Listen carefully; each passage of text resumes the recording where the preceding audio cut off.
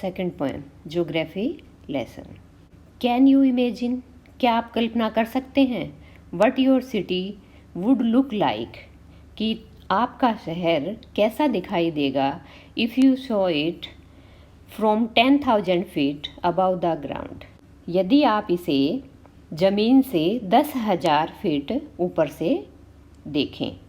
Neatly planned, अच्छे से योजनाबद्ध किया हुआ, एंड परफेक्ट इन प्रपोर्शन, और अनुपात में सही, लाइक अ ज्योमेट्रिक डिजाइन, रेखा गणितीय डिजाइन की तरह।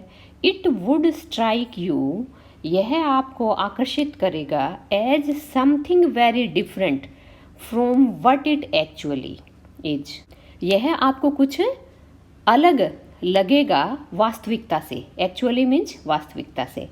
While you are in the thick of it, जब आप इसकी गहराई में होते हैं। Here is a poet's description of just such a view of the city, यहाँ पे कवि ने एक वर्णन किया है जैसा उसने शहर देखा है, and some questions that come to his mind, और कुछ प्रश्न आए हैं उसके दिमाग में।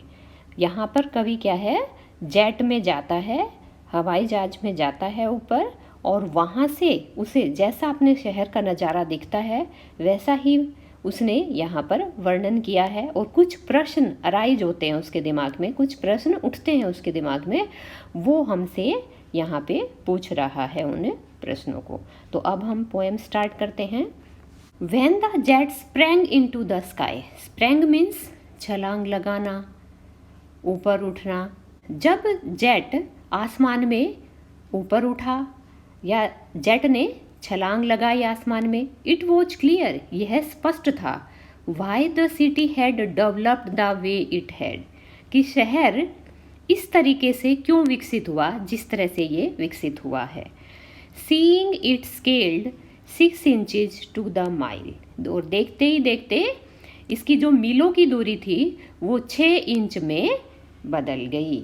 मतलब जब हम दूर से किसी चीज़ को देखते हैं तो वो हमें छोटा दिखाई देती है, तो जो मीलों की दूरी थी ऊपर से जब पोएट देख रहा है तो जो मीलों दूरी है वो 6 इंच में ही अब दिखाई देने लगी थी। देयर सीम्ड एन इनएविटेबिलिटी, यहाँ पे एक अनिवार्यता प्रतीत होती थी। इनएविटेबिलिटी क्या होता है, जरूरी जो होता है जिसको अवॉइड नहीं किया जा सकता, unavoidable. About what on ground had looked haphazard, ऐसा प्रतीत होता था जो कुछ भी जमीन पर बेतरतीब दिखाई देता है या अव्यवस्थित दिखाई देता है उसे टाला नहीं जा सकता था। अनप्लैन्ड एंड विदाउट स्टाइल, बिना योजना के था और बिना किसी शैली के था। स्टाइल मीन्स शैली। When the jet sprang into the sky, जब आसमान में जहाज ने छलांग लगाई। When the jet reached 10,000 feet, और जब जेट 10,000 फीट की दूरी पर पहुंचा, it was clear why the country had cities, यह स्पष्ट था कि देशों में शहर थे। वेहर द रिवर्स रैन, जहाँ पे नदियाँ दौड़ती हैं, मतलब शहर कहाँ पे थे, जहाँ पे नदियाँ बहती हैं। कहाँ पे पाए जाते हैं ज़्यादातर शहर, जहाँ पे पानी होता है, नदियाँ होती है। और ये पोएट को क्या है, ऊपर से दिखाई दे रहा है जब वो जेट में बैठा हुआ है। And why the valleys were populated, और क्यों जो है घाटियाँ आबाद थी।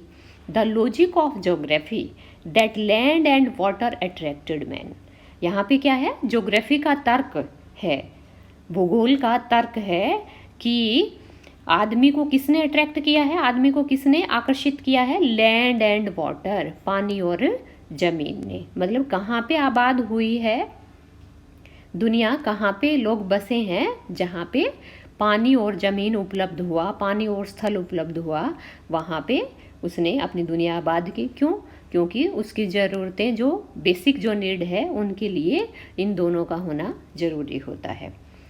वॉज क्लियरली डेलिनिएटेड, यह स्पष्ट रूप से दर्शाया गया था, मतलब स्पष्ट रूप से दिखाई दिया था।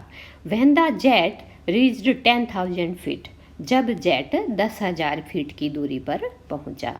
When the jet rose 6 miles high, जब जेट 6 मील की दूरी पर था, 6 मील ऊंचा था।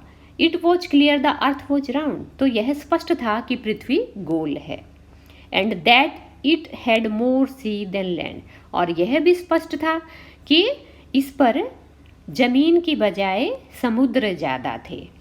But it was difficult to understand, परंतु यह समझना मुश्किल था that the man on the earth, कि मनुष्य पृथ्वी पर फाउंड कॉजेज, कारण ढूंढे हैं मनुष्य ने पृथ्वी पर, टू हेट ईच अदर, एक दूसरे से नफरत करने की, to build walls across cities, और शहरों के बीच दीवारें बनाने के, एंड टू किल, और मारने के। फ्रॉम दैट हाइट, उस ऊंचाई से, it was not clear why, यह स्पष्ट नहीं था क्यों, कि क्यों मनुष्य ने इतनी नफरत पैदा की है एक दूसरे के प्रति, क्यों दीवारें खींची है बीच में शहरों के, और एक दूसरे को क्यों मारा है, यह सब कवि को वहाँ पर स्पष्ट नहीं था।